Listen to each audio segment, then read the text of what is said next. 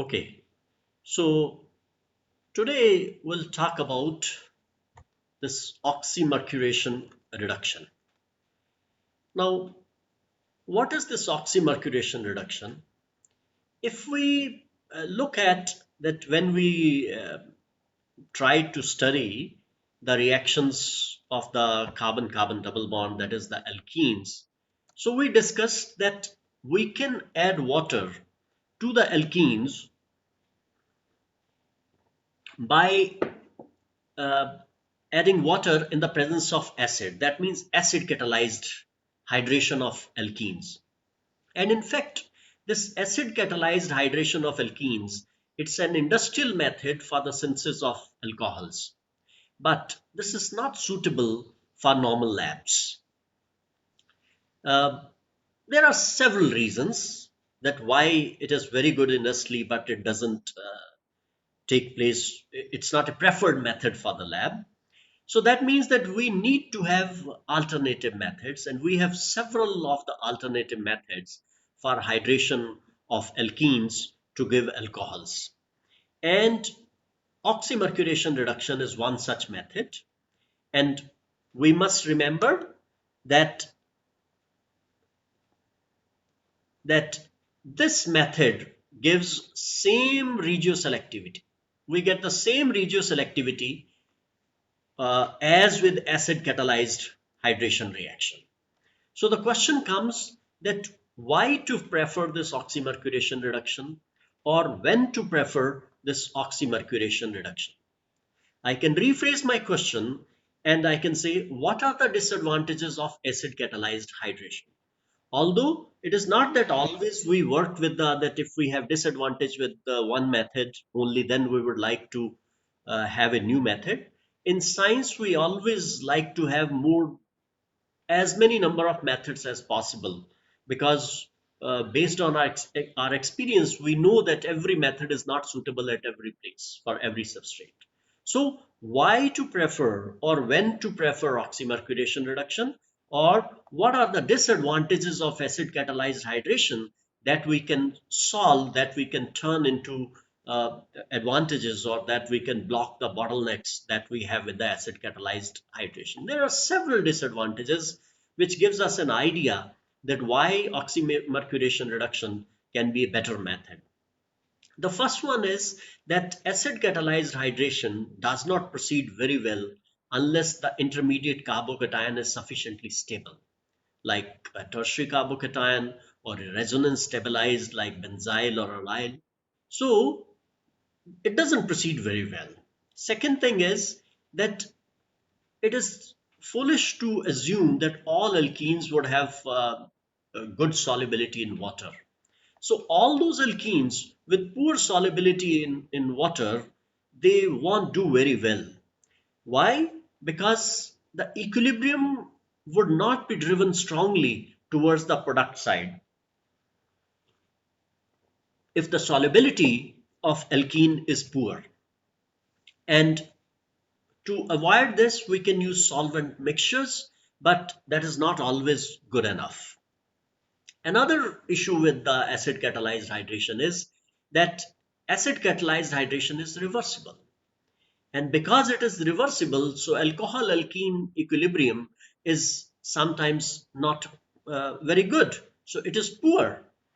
And as we know that some compounds or some functional groups on the alkene, it is okay, we want to add water to alkene, but the alkene can be having some other functional groups also, which may be sensitive to acids. Another point that we already mentioned, that in under acid catalyzed hydration of alkenes, the mechanism involves the formation of open carbocations. And as a thumb rule, we always discuss that whenever there is a formation of an open carbocation, there would be the possibility of rearrangements whenever we have a suitable substrate. Suitable substrate means whenever we have a substrate in which the initial formation of carbocation can be stabilized by the rearrangement of the carbocation to give a new carbocation which is more stable. So that means carbocation rearrangements can be a problem if we don't want the carbocation rearrangements. And the degree of Markovnikov selectivity, that means where the electrophile would go and where the nucleophile would go, is not always satisfactory in the case of acid catalyzed hydrations. And finally, another disadvantage, the dehydration of alcohols can also be a competing reaction, so that can be a problem. So there are so many limitations or disadvantages or drawbacks associated with acid catalyzed hydration. So each of these limitations, if that is a problem for us, then they can be solved by alternative methods that involve indirect addition of the elements of H and OH. And two such methods are, one of them is the oxymercuration-reduction, which gives the same regioselectivity, and the other one is the hydroboration oxidation, which gives the opposite regioselectivity. So what is this oxymercuration reduction? It is also called oxymercuration-demercuration, let me tell you. Now, if we try the acid catalyzed hydration of 3-methyl 1-butene. Now, this 3-methyl 1-butene, you have already studied this acid catalyzed hydration. What would happen? First of all, hydronium ion in the practical sense, that means H plus would add. And where the H plus would add? H plus would add in such a way to give the more stable carbocation. So, H plus would add at this terminus so that we get a positive charge at this place. But the moment we get a positive charge at this place, that is the secondary one, a hydrogen can shift from here and we'll get a tertiary carbocation. So that means in the case of acid catalyzed hydration of 3-methyl 1-butene, the major product would be the rearranged product. So that means acid catalyzed hydration is an efficient method where rearrangements are not possible, because now we can predict very well. But it is an inefficient method where rearrangements take place. And if we don't want rearranged products, let us say that I don't want rearranged product and I want to add water in such a way so as to get this product without any rearrangement.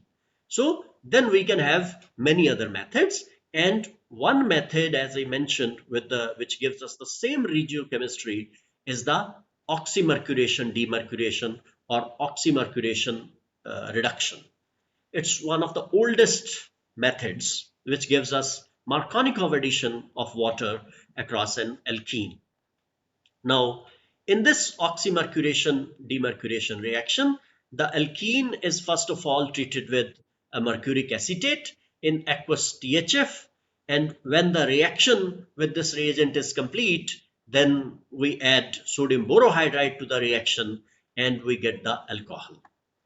So now this is an alternative method. So you see, I get the same product as I'll get by the acid catalyzed hydration. That means if my R is not such a substrate which would induce a rearrangement of the carbocation, then you see with acid catalyzed hydration also I'll get the same product.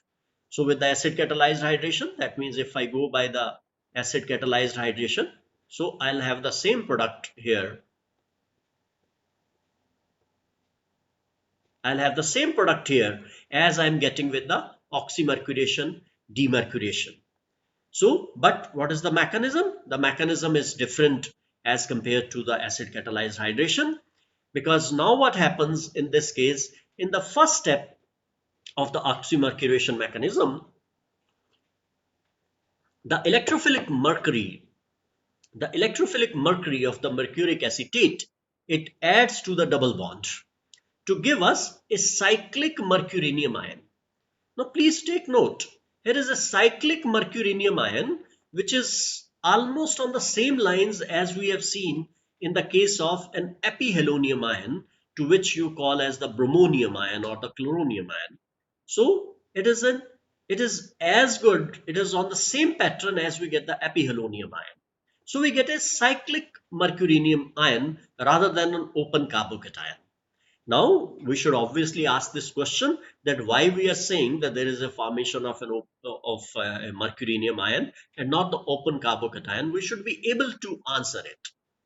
So the reaction is the same as in the case of bromonium ion. Moreover, I must tell you that alkenes are considered to be soft nucleophiles, and they interact very well with the soft electrophiles such as the transition metal cations. Now, once we have this mercurinium ion, then it is not surprising because of our earlier understanding of the formation of such three-membered rings, that is the formation of epihelium ion.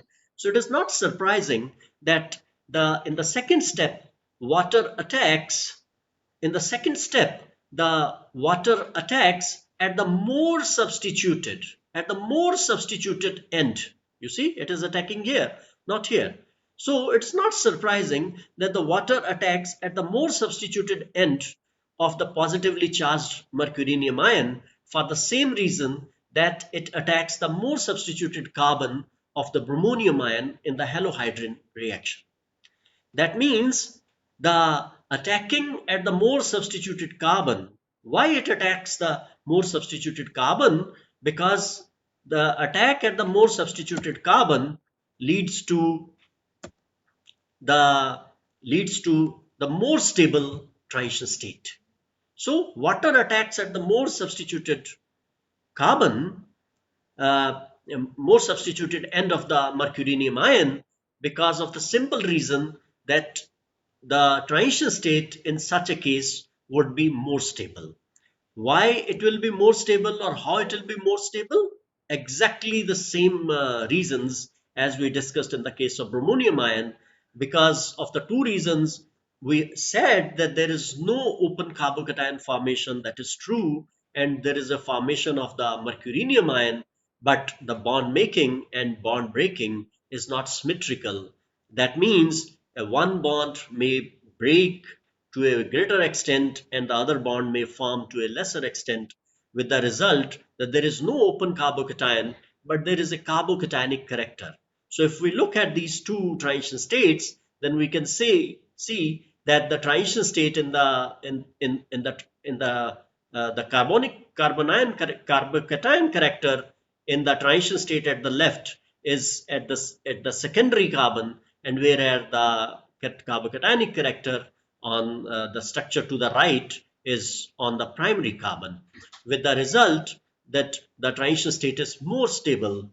The transition state on my left is more stable because of the greater carbocationic character on the secondary carbocation. There is another reason for water to attack at the more substituted end of the mercurinium ion, and that second reason is the bulk involved. As we know that mercury is quite bulky and would like to stay at the least hindered site. So if water attacks here, mercury is coming to the primary, to the terminal side, where the steric crowding is less as compared to if the water attacks at the terminus. So the mercury would be at the more hindered site. So because of these two reasons, that is greater carbocationic character and the greater bulk of the mercury, because of which it would like to stay at the least hindered site. So we'll have the transition state formed by the attack of the water on the more substituted carbon. That transition state would be more stable. So now once this mercuration has taken place, this is, you see, we call this as the mercuration. This is the mercuration stage. So how to prove the formation of the mercurinium ion? That how do we know that the mercurinium ion is formed? We can come to know from the very simple reason that if we have the formation of the mercurinium ion, then we should not be able to get the rearranged products. And that is true, that we do not get rearranged products in the case of addition of water through oxymercuration reduction. If there would not have been the formation of the mercurinium ion, that means if there would have been the formation of an open carbocation, then definitely the open carbocations would have been susceptible to rearrangement in order to gain more stability. So now you see we get the mercuration via this oxymercuration. So this is what we call as the oxymercuration. Now once this oxymercuration has taken place, now we have a carbon mercury bond. a carbon mercury bond, CHG bond, which is very weak. And the simplest way to replace this mercury is with H is by using a reducing agent such as sodium borohydride. And sodium borohydride works here very fine, but please be cautious. The mechanism as given in many books, that if we have, let us say, we have a hydride, and this hydride, say if this is my hydride, then it is shown that the hydride can attack here, and based on that, the mercury goes out. That is not the mechanism. In fact, you would be surprised that though we say that our science is so developed, but you see, the more we try to go inside to the micro level, less our understanding is. And you would be surprised to know that the mechanism of this reaction is still very poorly understood.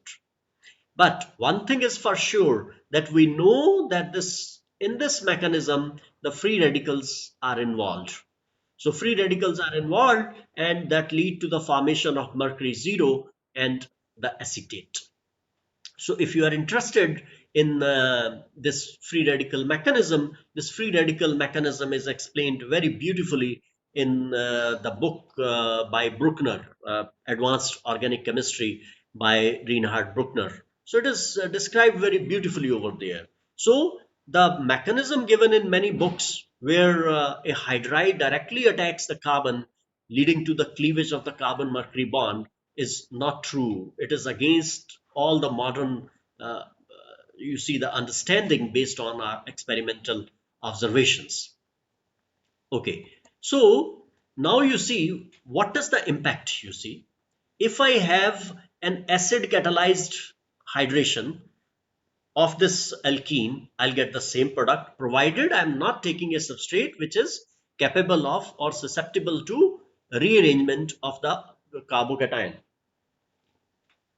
So that means if I take a simple case of propene, let us say that this R is CH3, then overall I'll get the same uh, regioselectivity as for the acid catalyzed hydration of water. So mercury is just, you can say, it is getting used in between, but my end product is the same as it is with the hydration of water.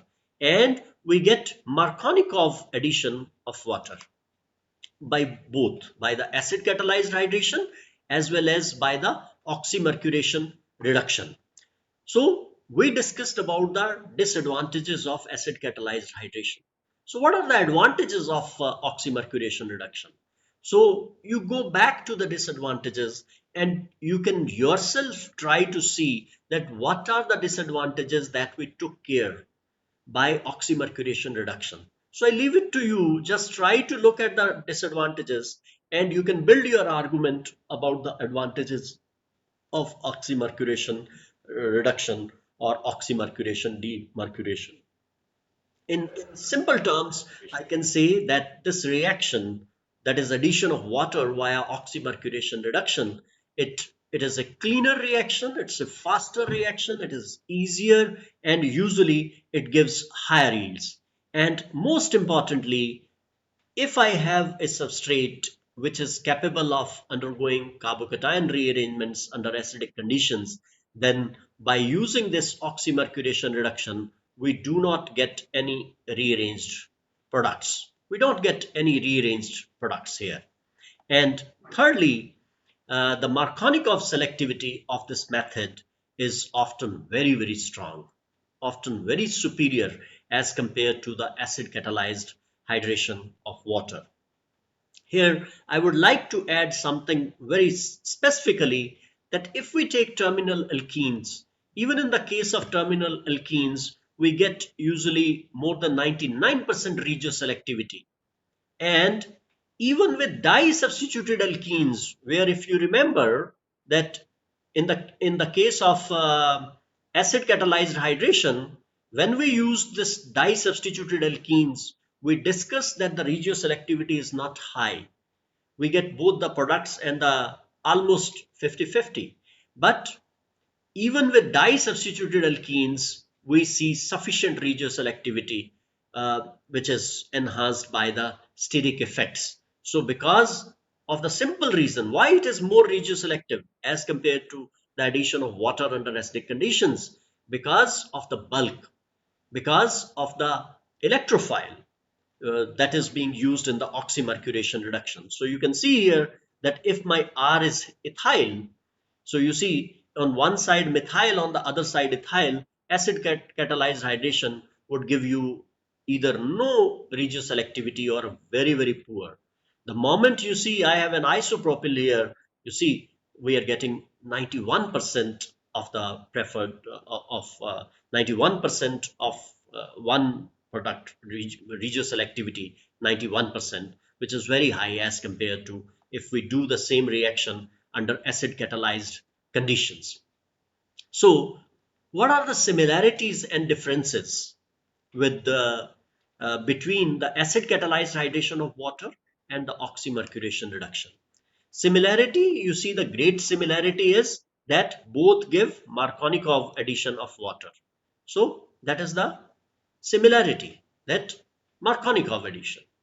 Differences, if we talk about differences, you see there are differences in terms of the electrophile, because the electrophile in the case of acid catalyzed hydration of water is hydronium ion, whereas the electrophile in the case of oxymercuration reduction is mercury or mercuric acetate, to be specific.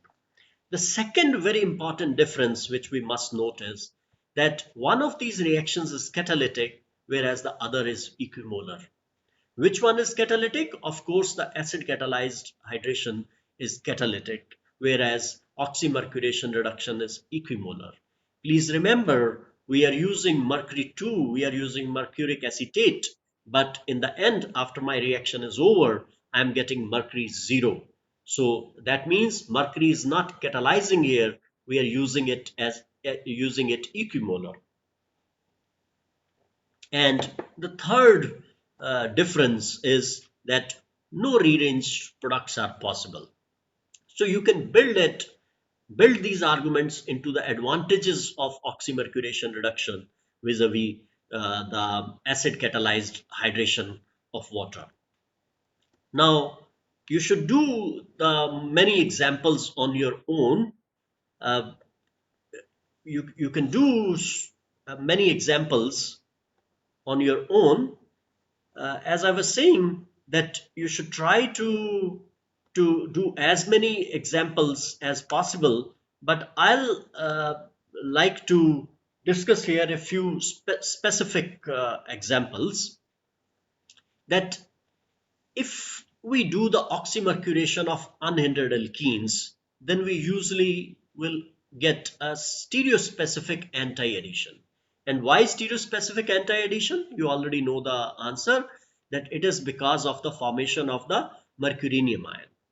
But if we use conformationally biased cyclic alkenes, then we get exclusively the product of anti-diaxial addition.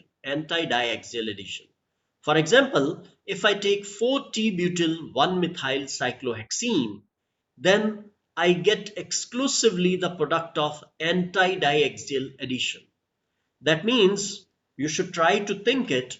That simply means that my mercury is adding axially as compared to equatorially. So why it is adding axially and not equatorially? You can find the answer based on two arguments that you should try to apply on your own. One argument can be the addition of mercury from the less hindered side, but there can be a second argument also, second reason also, and that can be the backside attack of excuse me, the backside attack of water. So there has to be a balance between these two in order to arrive at uh, the answer. Another interesting example is that if we take methylene cyclohexenes, then they are not very stereoselective, but they still show a small preference for an axial alcohol. Small preference, you see 68 to 32, 71 is to 29. And because we are getting a small preference towards this axial alcohol, that means the mercuration here is being facilitated more from the equatorial phase as compared to the axial phase. Now, bicyclic alkenes, that is a special case, I would say, rather we can treat it as an exception. That in contrast to the anti-addition observed with acyclic and monocyclic alkenes, if we have bicyclic alkenes such as norbornene, then they frequently show syn addition. Now, please remember, you see, that is why I'm saying it's an exception. So, bicyclic alkenes, they frequently show syn addition. Now, norbornene or the 7,7-dimethyl norbornene, they give the exosyn product in sharp contrast to the usual endodirecting effects of the 7 substituents. So we get exosyn product. Now, these results, though you see, they are difficult to reconcile with the bridged mercurinium ion, but all the experimental evidence that suggests that there is an intramolecular transfer of the nucleophile from the mercury. And the reason for the syn addition is that because this competing anti-addition is sterically restricted by the endo bridge. Because for anti-addition, you see, obviously the mercury would like to come from the equatorial phase, from the down or from the side, you can say, and then the attack of the water would from the top phase, from the this opposite side of the mercury, that means from the top phase, is restricted, is thwarted due to the presence of this endo bridge. So that is why it is a special case. Please remember, the stereochemistry of oxymercuration reduction is anti. It is anti-addition, but in case of bicyclic alkenes, they frequently give syn addition because the attack from the side of this exo bridge that thwarts or that stops the water to attack from that side, water as well as mercury to attack from that side. So if I compare the addition of water by this acid catalyzed hydration or through oxymercuration reduction, then we can see that if I take many examples, and I would like you to just note down these examples and try to do these on your own, what you would see that in many cases you would see a rearranged product. That means a different product with the mercuric acetate and different product with acid. Whereas in many cases, you would see the same product. For example, you see in the first case, would we get the rearranged, would we get different products or the same products? And from where the answer would come? The answer would come from the rearrangements. All those substrates where there won't be any possibility of rearrangement under acid catalyzed hydration of water, they would give the same products via acid catalyzed hydration as well as via oxymercuration reduction. So that means if a substrate is not capable of rearranging, not capable of rearrangement of the carbocations under acid catalyzed hydration of water, then the hydration through acid catalyzed hydration or through oxymercuration reduction will get the same products. But if the rearrangements would be possible under acid catalyzed hydration mechanism, then we'll get different products. Say for example, under acid catalyzed hydration, my initial carbocation formed would be secondary here at this place. But once this carbocation is formed, a secondary carbocation is formed, now you see one of these methyl can migrate and I'll get the formation of a carbocation that would be tertiary. So that means under acidic conditions, I'll get a tertiary alcohol, whereas under oxymercuration reduction, I'll get a secondary alcohol. So broadly, I can say if your substrate doesn't have any possibility of rearrangement of carbocations, then the products via this oxymercuration reduction as well as via this acid catalyzed hydration, they would be the same. But if the rearrangements are possible, then we'll get different products, because under acid catalyzed hydration we'll have rearranged products, whereas under this oxymercuration reduction we'll have no rearrangements, so different products would be obtained. Now you see, once this mercurinium ion is formed, then I think it is very easy to believe that other nucleophiles should also be able to attack this mercurinium ion. So that means it should not only be limited to water. So as we have done under acidic conditions, we have discussed the addition of alcohols to alkenes. So similarly, we can have the addition of alcohols under these oxymercuration conditions. And the mechanism here stays the same. So when we add alcohol by this method, then we call it as alkoxymercuration reduction rather than oxymercuration reduction. So here, instead of water, what we are doing, we are using alcohol as a nucleophile. As you can see here, that we are not taking water, but we are taking an alcohol. And the mechanism of oxymercuration and alkoxymercuration is essentially identical. The only difference is that water is the nucleophile in oxymercuration reduction, whereas alcohol is the nucleophile in alkoxymercuration. And it has been found based on several experiments, that instead of mercuric acetate, mercuric trifluoroacetate works even better when our nucleophiles are alcohols. So we call it alkoxymercuration reduction, and the products here are not alcohols. Oxymercuration reduction gives us alcohol, but this alkoxymercuration reduction, it gives us ethers. So please remember, that's a notable difference.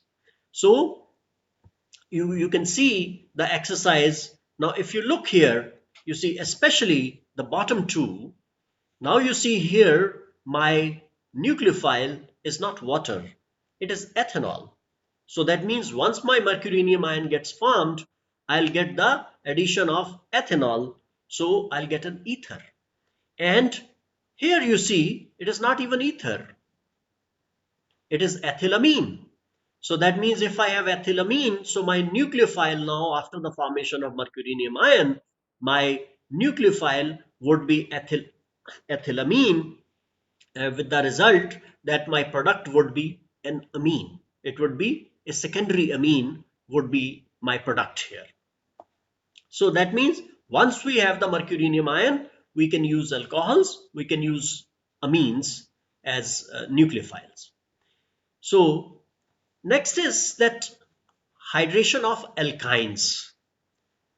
You see, we already discuss that alkenes undergo hydration under acid catalyzed hydration.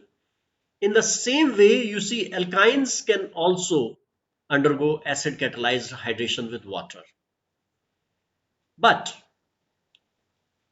they can undergo acid catalyzed hydration with water, but the reaction here is slow.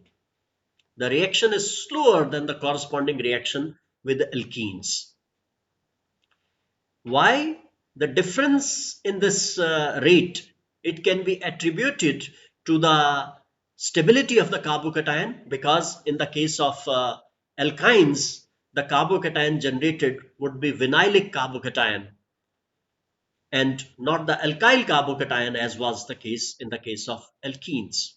So there are two reasons for this reaction to be slow as compared to the reactions of alkenes. One is the sp hybridization in alkynes as compared to sp2 in the alkenes. That means the nucleophilicity gets a little low. And the second is the stability of the vinylic carbocation. And the product of the reaction is an enol. You see here, the product is an enol, and the what we call as the vinyl alcohol and these vinyl alcohols, they are very unstable and they immediately isomerize to a ketone. So that means we can do the acid catalyzed hydration of alkynes. If we have symmetrical alkynes, we'll get a single product, obviously, because now you see once the mercurinium ion is formed, so whether the water attacks here or it attacks at the other carbon, that doesn't matter, we'll get a single product, we'll get the same product, a single product would be obtained. But if we have unsymmetrical alkynes, then two products would be obtained, because wherever water would attack will have the formation of the ketone at that stage. So that means now we'll have 1 2 3 4 5 2 pentanone or 3 pentanone. So we'll have two different products. So symmetrical alkynes, single product. Unsymmetrical alkynes will get two products. Now the terminal alkynes, this I'm talking only about the hydration of alkynes via acid catalyzed hydration. Now the terminal alkynes, they are less reactive than the internal alkynes. They are much less reactive towards the addition of water. Why? Because more the alkyl groups, more the nucleophilicity of the alkyne. So terminal alkynes, that means they would be having only one substituent, one alkyne, one substituent. So that is why, so they are more further less reactive as compared to internal alkynes. But what to do if the reaction is slow?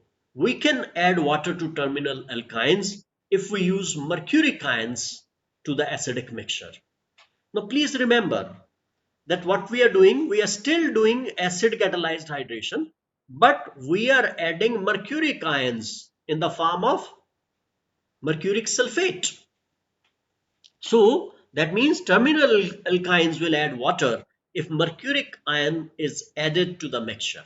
And this mercuric ion, it acts as a catalyst to increase the rate of the reaction. Remember when we did the oxymercuration-reduction of alkenes, we used mercuric acetate and we said it is not catalytic, it is equimolar. So there are important differences between addition of water to alkenes and alkynes. In the case of alkynes, in the case of alkynes, the addition of water via mercury is catalytic. Whereas in the case of alkenes, it is not catalytic, it is equimolar.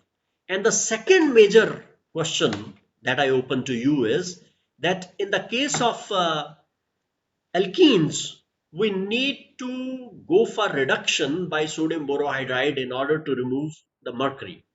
But in the case of alkynes, we do not use sodium borohydride. We are not doing the that stage reduction stage that we were doing in the case of alkenes. So obviously there would be a little difference in the mechanism. So what is the mechanism of the mercury catalyzed addition of water to alkynes? The first step is almost the same, that the first step in this hydration of alkynes, mercury catalyzed hydration of alkynes, is the mercuric ion catalyzed formation of a mercurinium ion, a cyclic mercurinium ion. Now, this formation of cyclic mercurinium ion is the same as we saw in the case of alkenes, and it is the same as we saw in the case of formation of epihalonium ions. Now, once this mercurinium ion is formed, now water attacks the most substituted carbon. So water is attacking only here at this place and not at the other carbon, for the same reasons as we discussed in the case of alkenes, because that will give us a more stable triation state. So water attacks at the most stable, at the most not stable, at the most substituted carbon, and that would lead us to the formation of a mercuric enol. And this mercuric enol, it can isomerize to a mercuric ketone, right? So we'll get a mercuric ketone. Now You see, here we still have a carbon mercury bond. What to do with it? That means we'll get our product after the loss of the from mercuric ion from this mercury ketone. Now, but we are not using the reduction step here. We are not using sodium borohydride here. Now, why? Because here you see, in this case, for the loss of mercury, a we do not need a reduction step, because when this mercury is next to carbonyl, then this bond is especially weak. It is especially weak. So, with the result that only a little acid would be capable of removing the mercury.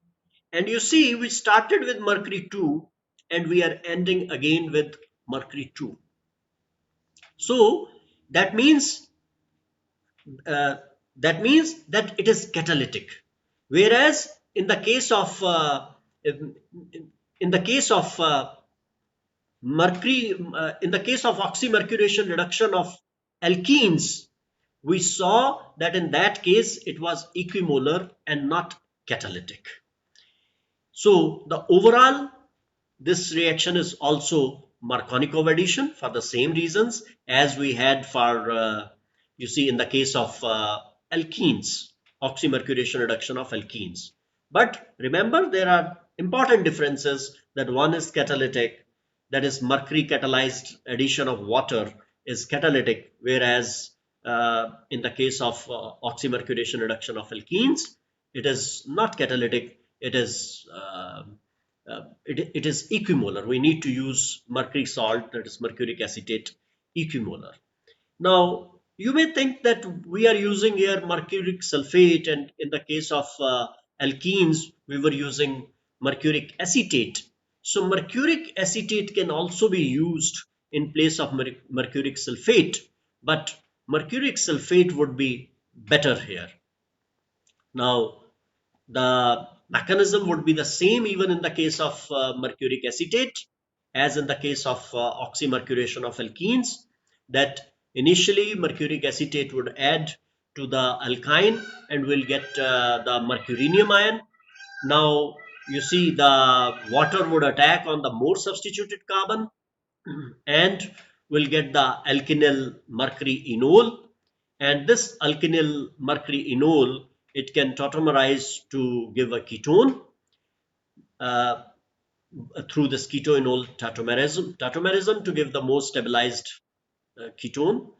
Now, again, you see here, we do not get a reductive demercuration. It is not rather necessary, because the mercury is expelled, as I already said, by the protonation of the double bond, by the protonation of the which double bond? Carbon oxygen double bond, and subsequent elimination of a mercuric acetate ion, right? And this demercuration gives me an enol, which tautomerizes again to a ketone. So we get the ketone. So we can use mercuric acetate also, but mercuric sulfate is better here as compared to the mercuric acetate. So I would stop here.